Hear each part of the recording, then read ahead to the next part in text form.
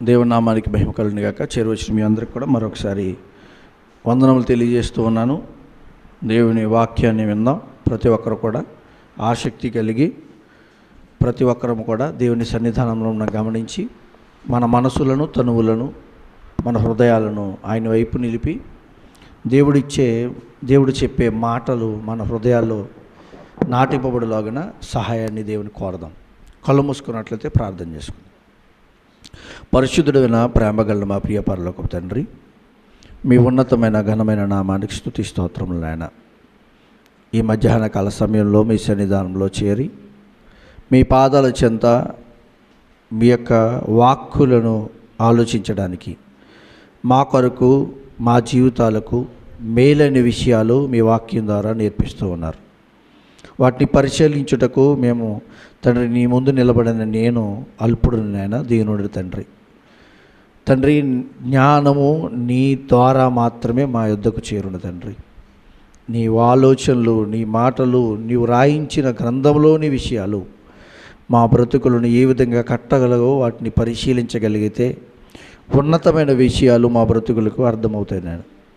అలా ఆలోచించే జ్ఞానము మీ పరిశుద్ధాత్మ సహాయాన్ని తోడ్పాటును చెబుతున్న నాకును వినుచున్న నీ పిల్లలకును దయచేసి నేర్పించి మమ్మల్ని బలపరిచి ఆత్మీయంగా మమ్మల్ని కట్టి ఇదిగోనైనా ఈ వాక్యం ద్వారా మేము ఫలభరితులముగా మీరు కోరిన రీతిలో మా బ్రతుకులను కట్టుకునే వారిగా మమ్మల్ని నడిపించమని, సమస్తము మీ పాదపదములకు ఆరోపించుకుంటూ మీరు తోడై నడిపించమని, అపవాదిని దూరపరచమని ప్రార్థిస్తూ క్రీస్తులో ఇచ్చిన ప్రారంభమాలకు వేడుకొచ్చున్నాము తండ్రి.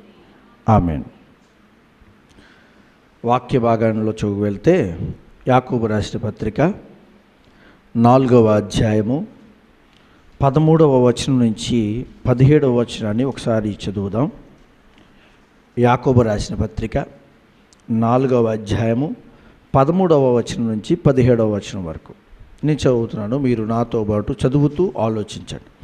నేడైనను రేపైనను ఒకానొక పట్టణమునకు వెళ్ళి అక్కడ 1 సంవత్సరము ఉండి వ్యాపారము చేసి లాభము సంపాదింతము రండని చెప్పుకొని వారులారా, రేపేమి సంభవించునో మీకు తెలియదు. మీ జీవం ఏపాటిది? మీరు కొంతసేపు కనబడి అంతలో మాయమైపోవు ఆవిరి వంటి వారే కనుక ప్రభువు చిత్తమైతే మనము బ్రతికియుండి ఇది అది చేతుమని చెప్పుకొనవలెను. ఇప్పుడైతే మీరు మీ డంబములందు అతిశయింపబడుచున్నారు. ఇటు అతిశయమంతయు చెడ్డది. కాబట్టి మేలైనది చేయనెరిగియు అలాగూ చేయని వానికి పాపము కలుగును. యాకోబు గారు తన పత్రికలో సంఘంతో మాట్లాడుతూ చెబుతున్న మాటలు, ఈ మాటలలో విషయాన్ని ఆలోచించగలిగితే నేడైనను రేపైనను ఒకానొక పట్టణంకు వెళ్ళి వ్యాపారం చేసి 1 సంవత్సరం అక్కడ ఉండి వ్యాపారం చేసి సంపాదించుకుందాం అని అనుకుంటున్నారంట కొంతమంది. ఎందుకని ఈ మాటలు యాకోబు గారు గుర్తు చేస్తున్నారంటే, సంఘంలో ఉన్న ప్రజలు కూడా, సంఘంలో ఉన్న విశ్వాసులు కూడా తమ జీవితాల్లో ఏది ముఖ్యమైనదో, ఏది ప్రముఖమైనదో, ఏది విలువైనదో తెలియక లోక సంబంధమైన వాటిలో ముందుకు వెళ్ళిపోవడం మనం చూస్తాం. యాకోబు గారు గుర్తు చేస్తుంది, వారి జీవితాల్లో ముఖ్యమైన విషయాలు మర్చిపోయారు.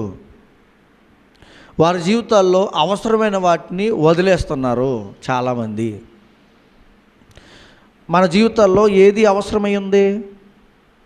ఏది అవసరమైంది మనం చూడగలిగితే మనిషికి 3 ముఖ్యమైన విషయాలు మనం గమనించవచ్చు వ్యక్తి జీవితంలో.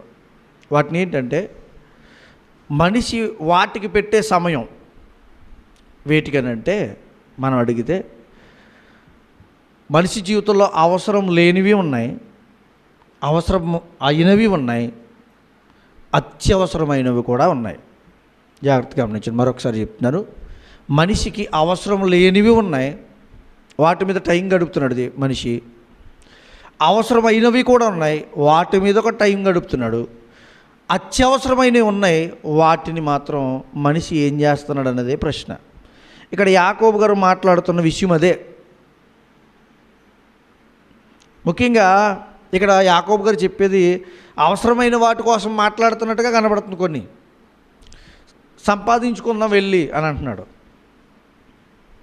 బ్రతకడానికి, జీవనాన్ని పెంచుకోవడానికి, వారు సమృద్ధి చేసుకుని ఆనందంగా గడపడానికి. అయితే అత్యవసరమైన విషయాలు మాట్లాడడానికి ముందు అవసరమైన వాటిని మాత్రమే మీరు ఎంచుతున్నారు అని యాకోబు గారు మాట్లాడుతున్నారు. అయితే అనవసరమైన వాటితో టైం దేనికి పెడతాం మనం? మానవులు అనవసరమైన వాటి అంటే మనకు అవసరం లేవు అయినప్పటికీ వాటిని ఏది గమనిస్తారో, సమయం పెడతారో? ఏమున్నాయి అలాంటివి మన జీవితాల్లో? అమ్మా, సెల్ ఫోన్, ఇంకా అనవసరమైనవి.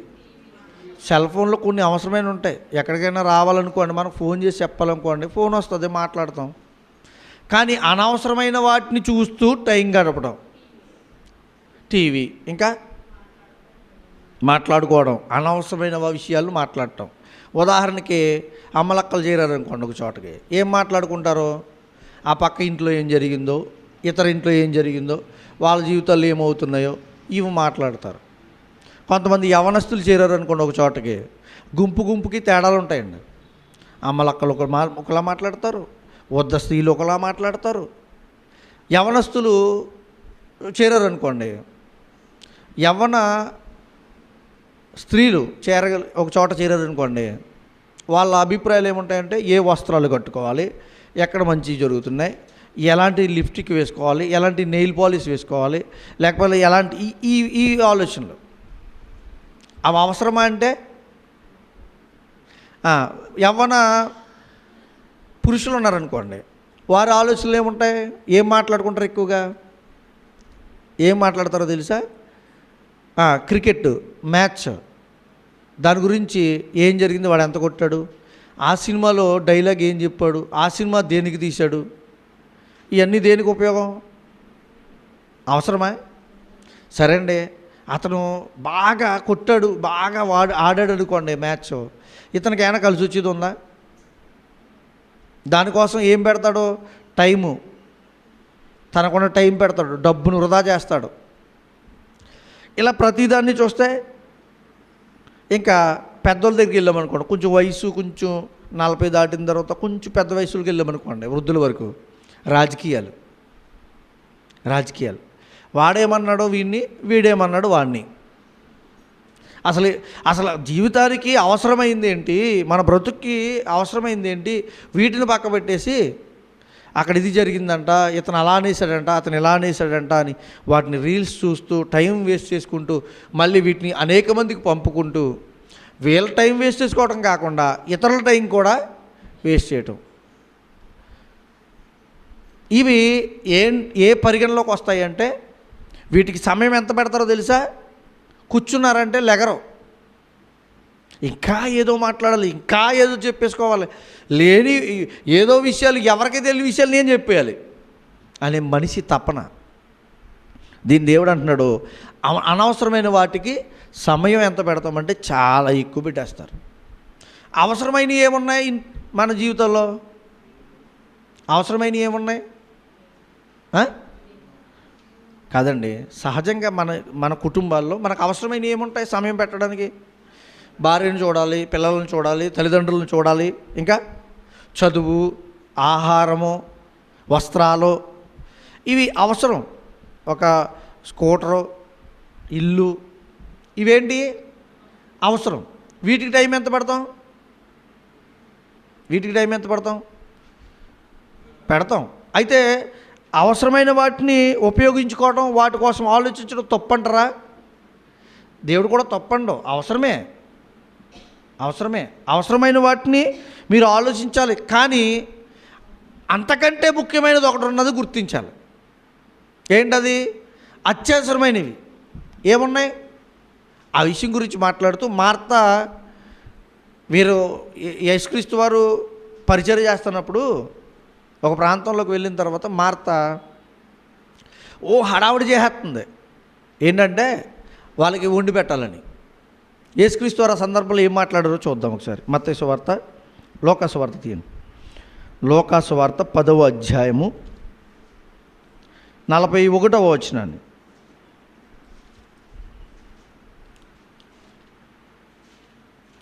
లోకాసు వార్త 10వ అధ్యాయము 41వ వచనం చదువుదాం.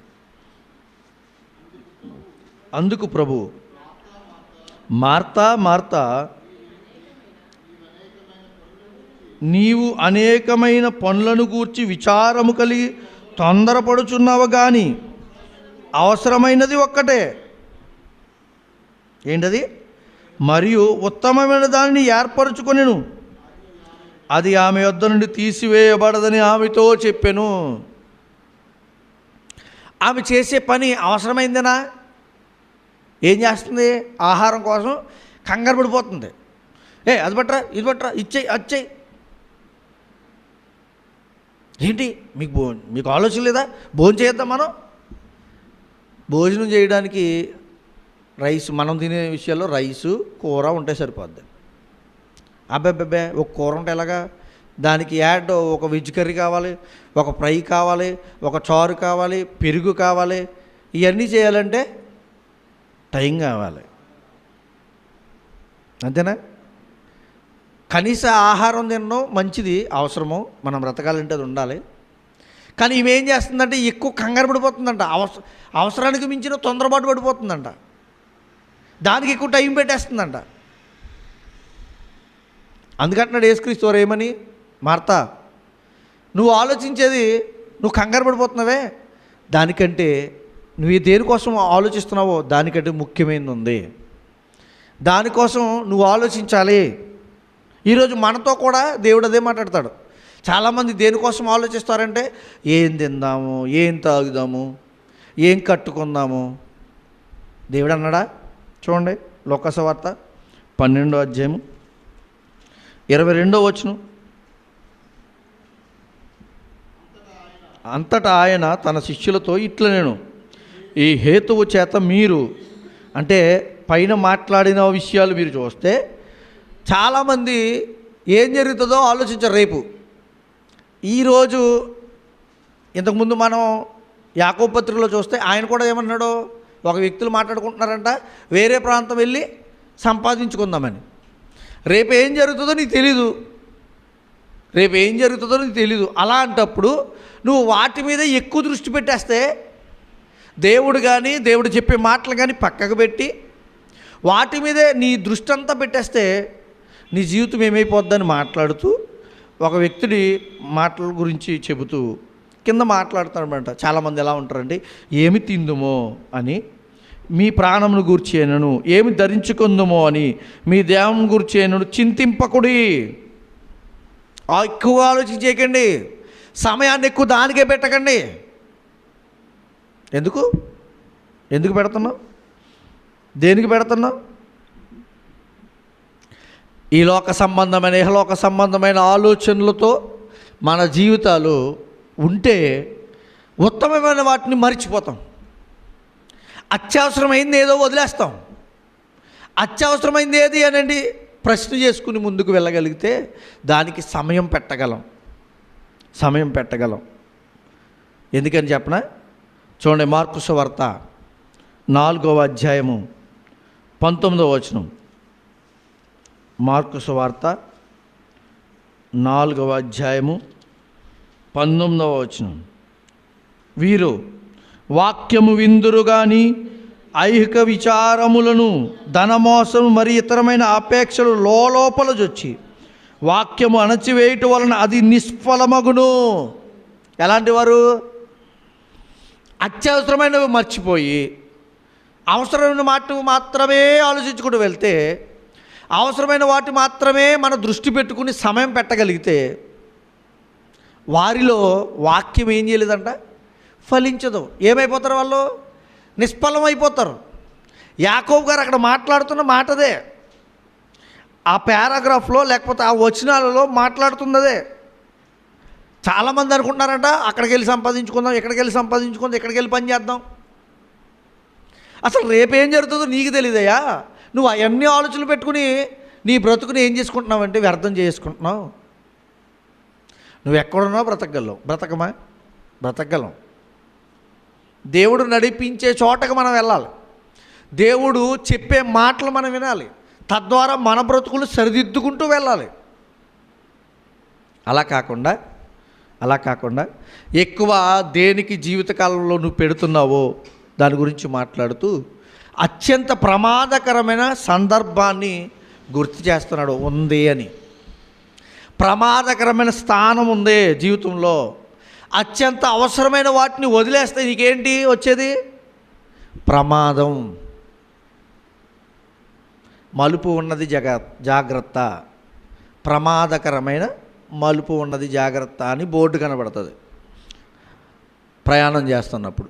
ఆ బోర్డు చూసినప్పుడు ఏం చేయాలి? 60 స్పీడ్లో వెళ్ళేవాడు 40 స్పీడ్కి రావాలి. 100 స్పీడ్లో వెళ్ళేవాడు ఇంకా తక్కువ స్పీడ్కి వచ్చేయాలి. ఆ బోర్డు చూసిన తర్వాత 40 నుంచి 70కి 60 నుంచి 70కి వెళ్ళామనుకోండి, ఏమవుతుంది? మనం ఈ టర్నింగ్లోకి వెళ్ళేటప్పటికి అక్కడ లాస్ట్ మోరి నుంచి మలిపురం విడిపోయే దారిలోకి వెళ్ళేటప్పటికి 20 స్పీడ్కి వచ్చేయాలి.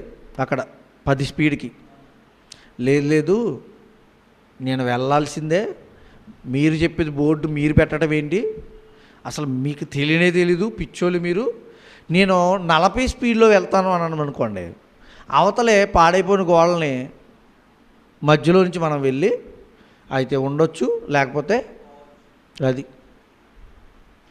మీ సైన్ బోర్డులు నేను పట్టించుకోను ప్రభుత్వము అని అన్నామనుకోండి, మనం మన మరణాన్ని వెంటనే కొని తెచ్చుకుండొచ్చు. దేవుడు చెప్పే మాటని మనం వినలేదనుకోండి, ఆత్మీయ జీవితంలో అసలు మనం కొలవలేని జీవితపు విలువను కోల్పోతున్నట్టు, కొలవలేని నరకపు తత్వపు జీవితాన్ని మనం కొని తెచ్చుకుంటున్నట్టు. అందుకే మాట్లాడుతున్నాడు యాకోబు గారు మాట్లాడుతూ ఏం చెప్తున్నాడో తెలుసా? జీవితంలో ఏది అవసరమో అది చూసుకోమంటలా, ఏది అత్యవసరమో దాన్ని గుర్తెరుగు అంటున్నాడు. ఒకసారి మళ్ళీ యాకోబు పత్రిక వెళ్దాం. యాకోబు పత్రిక 4వ అధ్యాయము 14వ వచనం. రేపేమి సంభవించునో మీకు తెలియదు, మీ జీవమేపాటిది, మీరు కొంతసేపు కనబడి అంతలో మాయమైపోవు ఆవిరి వంటి వారే. ఏం చెప్తున్నాడు మీ జీవితం గురించి? ఏం చెప్తున్నాడు ఇక్కడ యాకోబు గారు మన జీవితం గురించి? అక్కడ వారితో మాట్లాడుతున్నాడు. వారితో మాట్లాడటమే కాదు, ఈ మాటలు మనకే ఉపయోగపడేవే. బైబిల్ ఎలాంటిదో తెలుసా? జరిగిపోయిన కాలాన్ని గుర్తు చేస్తుంది, రాబోయే కాలాన్ని కూడా గుర్తు చేస్తుంది. ఇలా జరగబోతుంది జాగ్రత్త, ఇలా జరిగింది జాగ్రత్త, ఇప్పుడు ఇలా ఉంది మరీ జాగ్రత్త అని తెలియజేస్తుంది. బైబిల్ చెప్పే విషయాలు చాలా పుష్కలంగా మన ఆత్మీయ జీవితానికి అవసరమైనవి. కానీ మనిషి ఏం చేస్తున్నాడంటే వీటిని పక్కకు పెట్టి లోక సంబంధమైన వాటిని ప్రతిదాన్ని ధ్యానిస్తున్నాడో, ఆలోచిస్తున్నాడో, తెలుసుకుంటున్నాడో, వాటితో జీవితం కొనసాగిస్తున్నాడో, బైబిల్ని పక్కకు పెట్టేస్తున్నాడు. ఈ మాటలు అలాంటివంటే రాబోయే కాలాన్ని గుర్తు చేస్తాయి, జరిగిపోయిన చరిత్రను మీకు తెలియజేస్తాయి, జరుగుతున్న జీవిత విధానాన్ని సరిదిద్దుతాయి. అందుకే బైబిల్ని చదవమంటారు చాలామంది, బైబిల్ని పఠించమంటారు చాలామంది, బైబిల్ని విశ్లేషించమంటారు చాలామంది. లోకంలో ఎక్కడ దొరకదు ఈ మాటలు. యాకోబు గారు మాట్లాడుతున్నారంటే ఆనాటి ప్రజలకే కాదు, ఇప్పుడున్న మనకి రాబోతున్న తరాలకి కూడా ఉపయోగమే. రాబోతున్న తరంలో ఏం జరుగుతుందో నీకు ఎలా తెలుస్తుందంటే దేవుడు చెప్తున్నాడు వాక్యం ద్వారా, యాకోబు గారి ద్వారా మనకు తెలియజేస్తున్నాడు. ఏం జరుగుతుంది, రేపేమి సంభవించునో నీకు తెలియదు. నిజమా? తెలుసా? మనకి తెలుసా? చెప్పండి. మనం ఎన్నో నిర్ణయించుకుంటాం, పలానా రోజు ఇచ్చేయాలి, పలానా రోజు మొత్తం పెద్ద ప్రణాళిక వేస్తాం. ఈ వారం రోజులు ఖాళీ లేదండి పాస్టర్ గారు అంటారు. ఏముంది, 12వ తారీఖున పెళ్ళి ఉంది, 13వ తారీఖున ఇంకోటి ఉంది, ఆ తర్వాత ఇంకోటి ఉంది, వీళ్ళ మధ్యలో ఒక నువ్వు సత్తేంటి పరిస్థితి? ఈలోగా నీ జీవం ఆగిపోతే ఏంటి పరిస్థితి? ఈ ప్రోగ్రామ్స్ అన్నీ ఏమవుతాయి? అవి అలాగే నడిచిపోతాయి, నువ్వు మాత్రం ఉండవు. అందుకే అంటున్నాడు ఇక్కడ. సరే, ఈ లోకంలోంచి వెళ్ళిపోతే సరిపోద్ది అనుకోవటానికి లేదు. ఈ వచనాల్లో చెబుతున్న మాటలవే. ఒకసారి మాట చూద్దాం. లోకము గురించి మాట్లాడుతూ యోహాను రాసిన మొదటి పత్రిక 2వ అధ్యాయము 17వ వచనం చూద్దామా.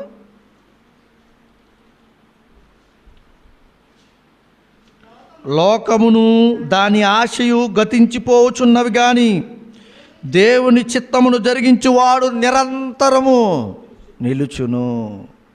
లోకంలో ఉన్నవన్నీ ఏమైపోతాయి? గతించిపోతాయి. అందుకే కదా 31st నైట్ ఏమంటాం? 2025 వెళ్ళిపోయిందండి, 26 వచ్చింది. లోకము దాని ఆశ. లోకంలో ఉన్న ఆశ ఏముంటుంది? 31st నైట్ అలా చేయాలి, ఇలా చేయాలి.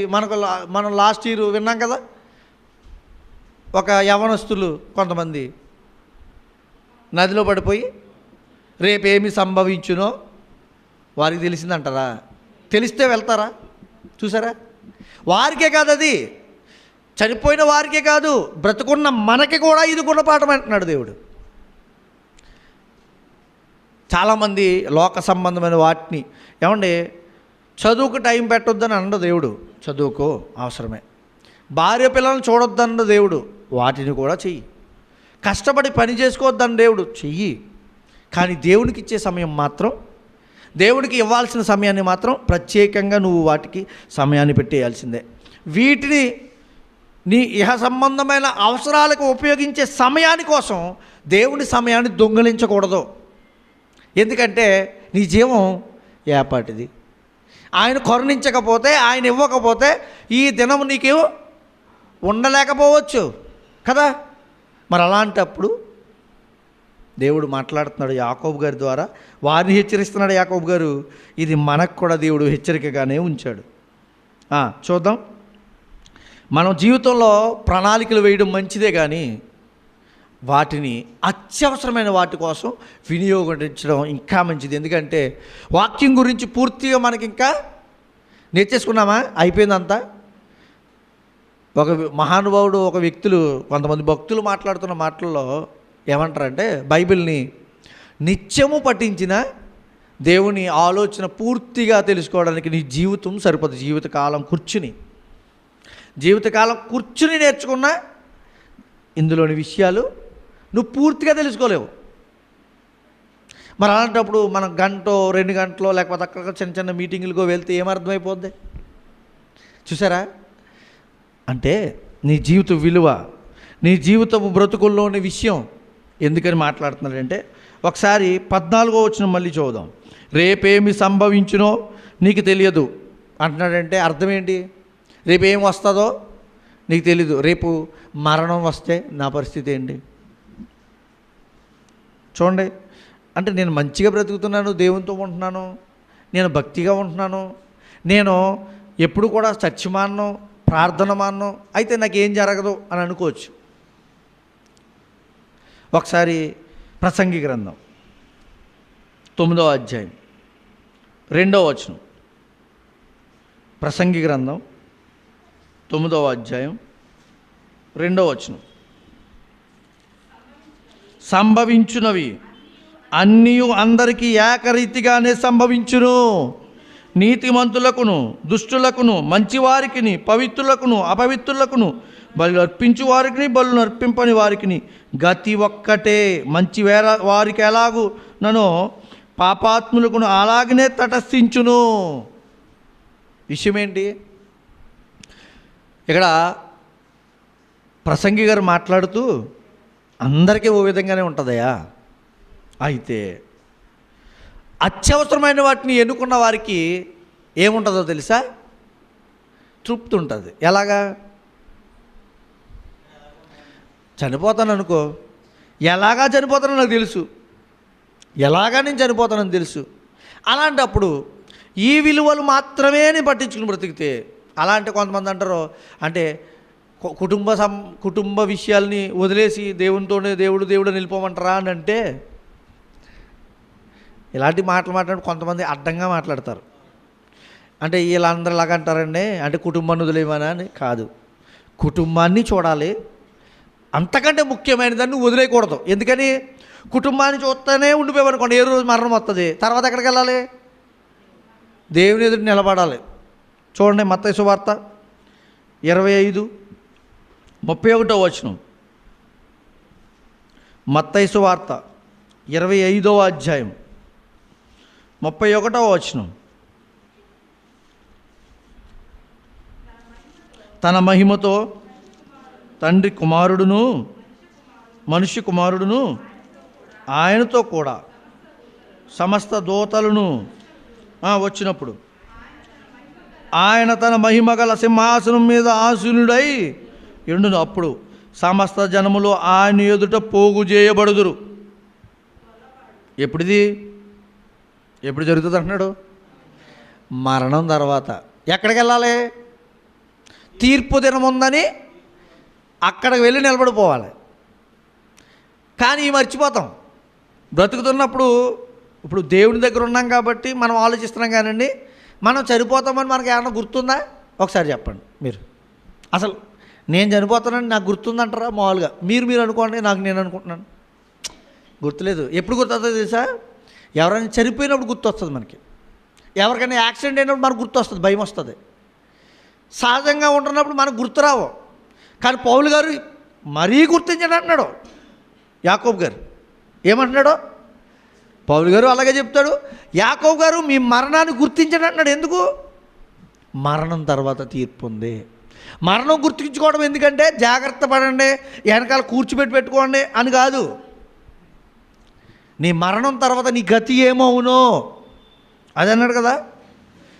మీ జీవమే పాటిది, మీరు కొంతసేపు కనబడి అంతలో మాయమైపోవు ఆవిరి. వంట చేస్తున్నప్పుడు కూర మూతలా తీయండి, ఆవిరి వస్తుంది. ఎంతసేపు కనబడుతుంది?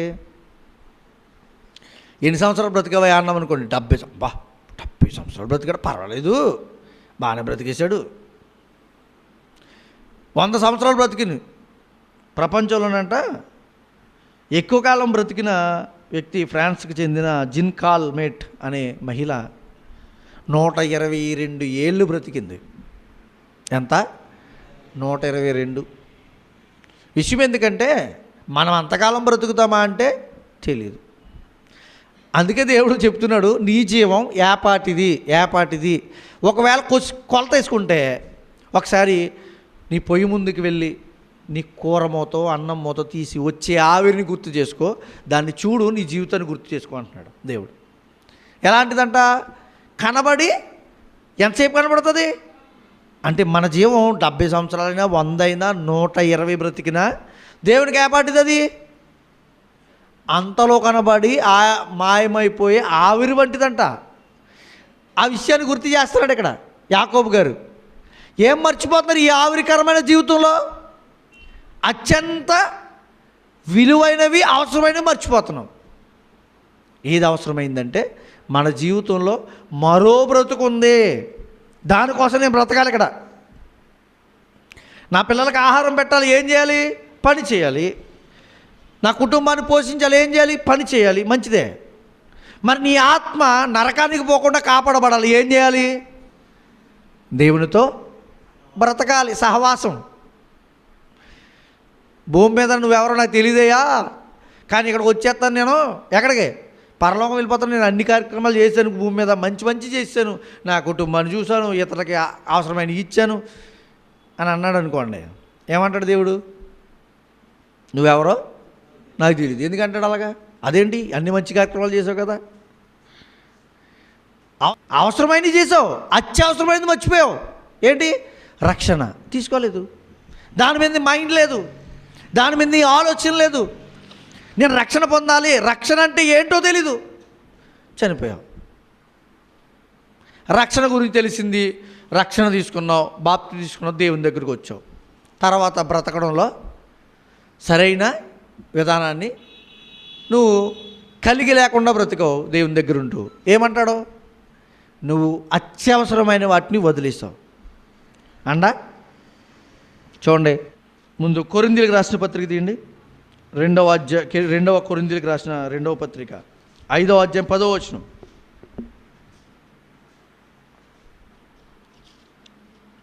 5వ అధ్యాయం 10వ వచనం. ఎందుకనగా తాను జరిగించిన క్రియల చొప్పున అవి మంచివైనను సరే చెడ్డవైనను సరే దేహముతో జరిగించిన వాటి ఫలమును ప్రతివాడు పొందునట్లు మనమందరమును క్రీస్తు న్యాయపీఠం ఎదుట ప్రత్యక్షము కావలియును. ఏమంటే ఇన్ని మాటలు మాట్లాడుతున్నాడు ఆ యాకోబు గారు ఓ చిన్న మాటలో. 13 నుంచి 17 వచనాల్లో ఈ విషయాలు చెప్తున్నాడా. మనం చదువుతుంటే ఏమనిపిస్తుందంటే మామూలుగా ఎక్కడికో వ్యాపారంకి వెళ్తాడు, అలాంటి జీవితం గురించి, జీవన వ్యాపాటిది, ఈ రోజు బ్రతుకుతావు రేపు చనిపోతావు అని చెప్తున్నాడు, సహజంగా కనబడుతుంది కదా అనిపిస్తుంది. కానీ ముఖ్యమైన వాటిని పేర్కొంటున్నాడని యాకోబు గారు మనం గ్రహించాలంటే వాటి అర్థాల్లోనికి వెళ్ళాలి. ప్రాముఖ్యమైన వాటిని చూపిస్తున్నాడు. ఏమిటి ప్రాముఖ్యమైనవి? నీ జీవితంలో కోల్పోకూడనివి ఉన్నాయి, నువ్వు వెతకాల్సినవి ఉన్నాయి, నువ్వు వాటితో సమయాన్ని గడపాల్సినవి ఉన్నాయి. తీర్పు దినం వచ్చిందనుకో, నువ్వేం చేసావా అంటే నేనేం చేయలేదు రక్షణ పొందానంటే సరిపోదు. నేను బాగా బ్రతికేసాను లోకంలో, అందరికీ దాన ధర్మాలు చేశానంటే సరిపోదు. బాప్తిసం పొందాలి, బాప్తిసం పొందాను, సంఘానికి వెళ్ళాను, వాక్యం చదివాను, విన్నాను అంటే సరిపోదు. వాక్య సంబంధమైన క్రియలు కూడా నీ జీవితంలో కనబడాలి. నువ్వు వాక్యాన్ని ప్రకటించడానికి ఎంత సహాయం చేసావు. ధనమే కాదు, శ్రమ, కాలము, వారితో పాటు సహవాసము. ఇప్పుడు ఇంతమంది కూర్చుంటున్నాం కాబట్టి మనం మాట్లాడుకుంటున్నాం, మన ద్వారా సువార్త వెళ్తుంది, అవునా కదా? అందుకే ఇక్కడ గుర్తు చేస్తున్నాడు యాకోబు గారు. ఎందుకు? మన బ్రతుకు ఏపాటిది. 15వ వచనం, కనుక ప్రభువు చిత్తమైతే బ్రతికియుండి ఇది అది చేతుమని చెప్పుకొనవలయును. ఏం చెప్పుకోవాలి మనం? ఏం చెప్పుకోవాలి? ప్రభువు చిత్తమైతే అది చేద్దాం. ఎప్పటికో ప్రణాళిక వేసేసుకుని బ్రతికేద్దామని అనుకుంటే కొన్ని జరగవచ్చు, కొన్ని జరగకపోవచ్చు. కొన్ని నువ్వు చేయగలిగి ఉండొచ్చు, కొన్ని నువ్వు చేయగలిగి లేకపోవచ్చు. కానీ దేవుడు నీకు ఆధారమై ఉన్నాడు అనుకోండి, దేవుడు నీకు సహాయంగా ఉన్నాడు అనుకోండి, నీకు ఏది అవసరమో అన్నీ ఆ సమయానికి ఇస్తాడెవడా? ఏమండి చూడండి, ఆది కీర్తన గ్రంథము 90వ అధ్యాయము 10వ వచనం. కీర్తన గ్రంథము 90వ అధ్యాయము 10వ వచనం.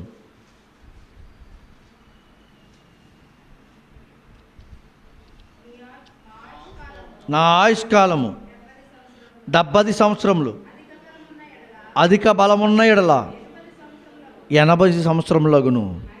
అయినను వాటి వైభవము ఆయాసమే, దుఃఖమే. మరణాన్ని గుర్తు చేస్తున్నాడు.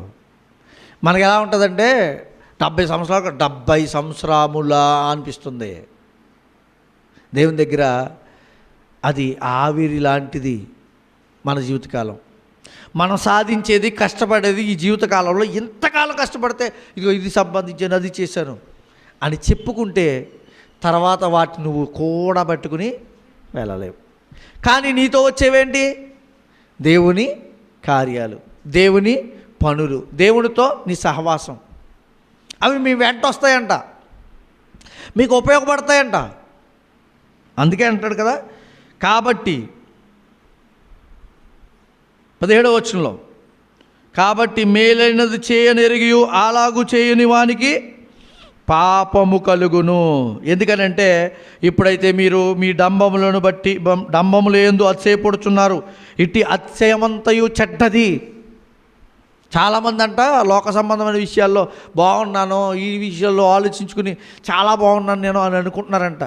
ఈ లోక సంబంధమైన వాటిని విషయమై మీరు పెట్టుకున్న మనసు, ఆ డంబము చెడ్డది అంటున్నాడు. ఎందుకు? ముఖ్యమైన వాటిని వదిలేశారు కాబట్టి మేలైనది చేయనెరిగియు అలాగు చేయని వానికి శిక్ష కలుగునంటే పర్లా, బాధ వచ్చునంటే పర్లా. ఇక్కడేమంటున్నాడు?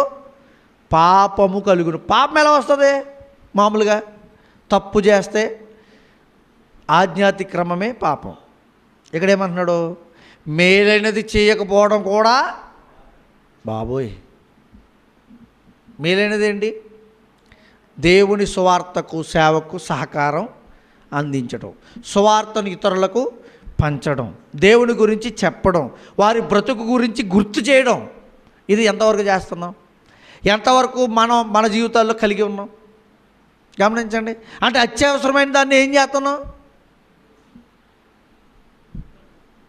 పక్కగా ఉన్నట్టుగా ఉండదు. ఇదే తెలియజేస్తున్నాడు మనకి. ఎందుకు?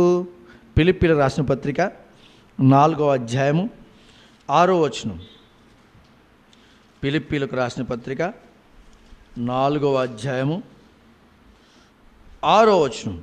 దేనిని గూర్చి చింతపడకుడి కానీ ప్రతి విషయంలోనూ ప్రార్థనా విజ్ఞాపనముల చేత కృతజ్ఞతాపూర్వకంగా మీ విన్నపములు దేవునికి తెలియజేయడి. మరి నా పనులు ఎవడు చూస్తాడంటే, నీ పనులు దేవునికి అప్పగించి చేసుకో.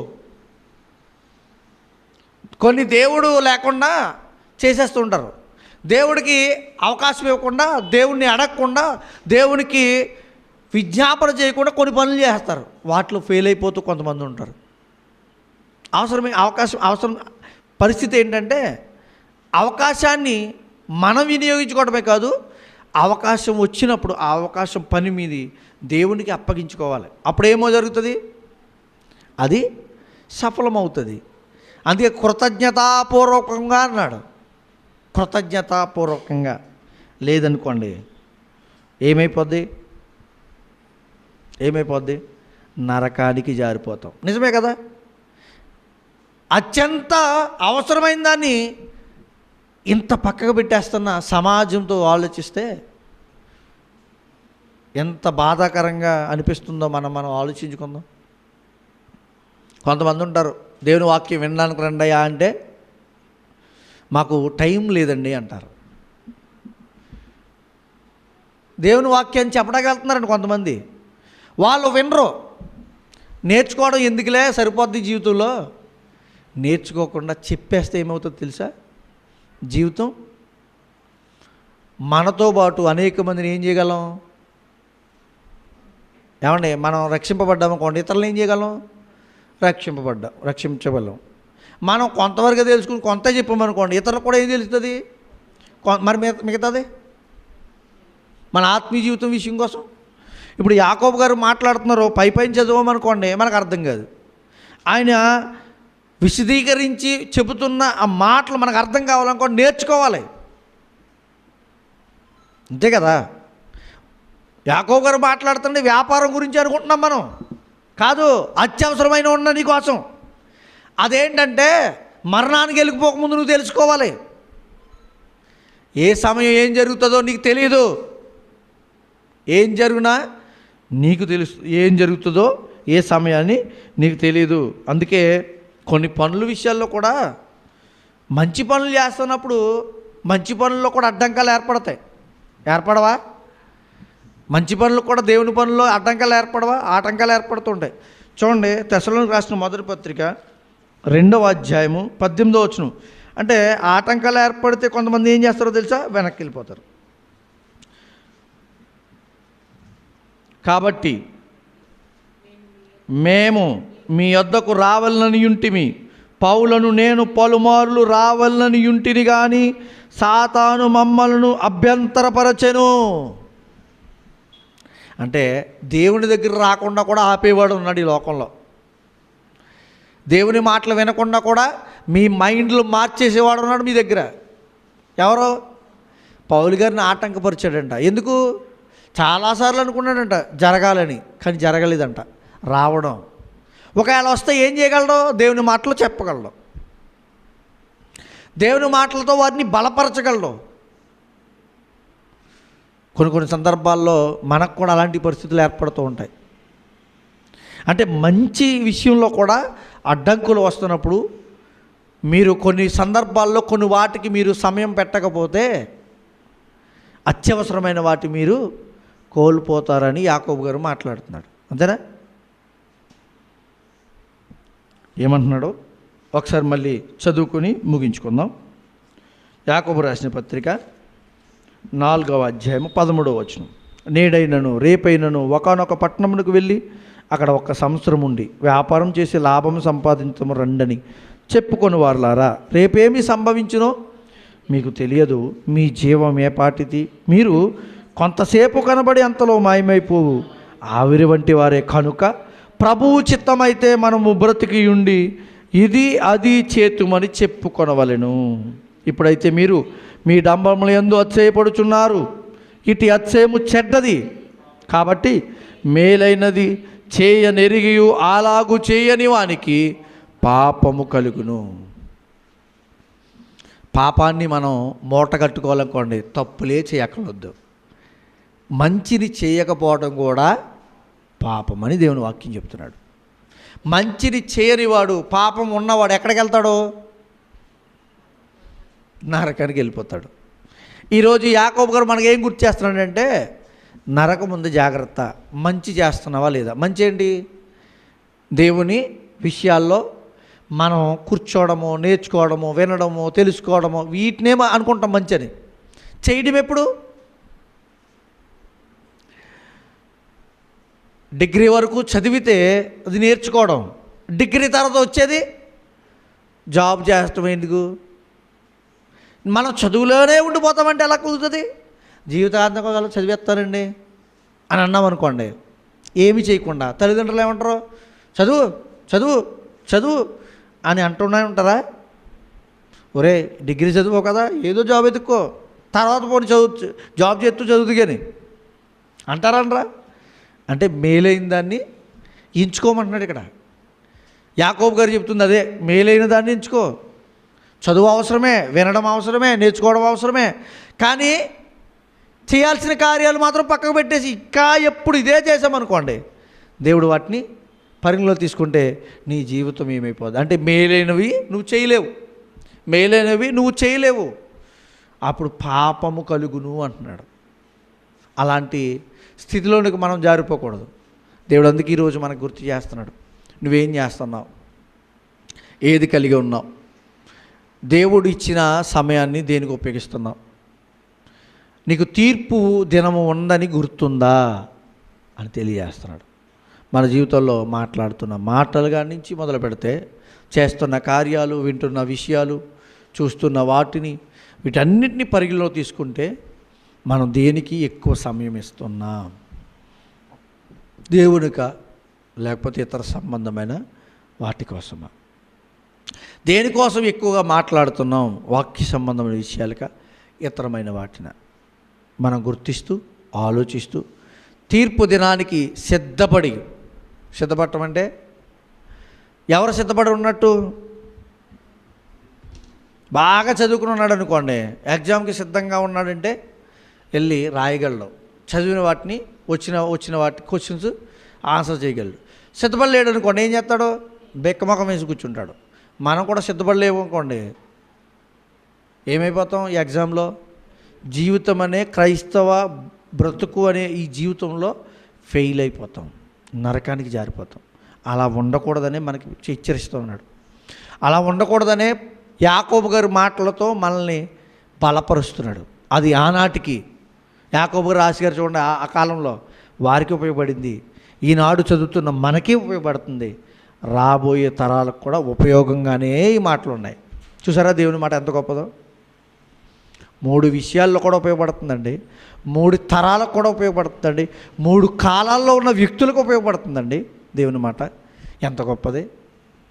అలాంటి మాటలు మనం జాగ్రత్తగా గమనిస్తూ మన జీవితాలను దిద్దుకుంటూ సరి చేసుకుంటూ దేవునిలో ఇంకా బలపడాలని మీకు తెలియజేస్తూ నన్ను నేను హెచ్చరిస్తూ ఉంటూ ఈ మాటలు ముగిస్తూ ఉన్నాను. ప్రార్థన చేసుకుని ముగించుకుందాం. ప్రేమగల తండ్రి, మహోన్నతుడా, మీ విలువైన మాటలు మేము ఆలోచించాం.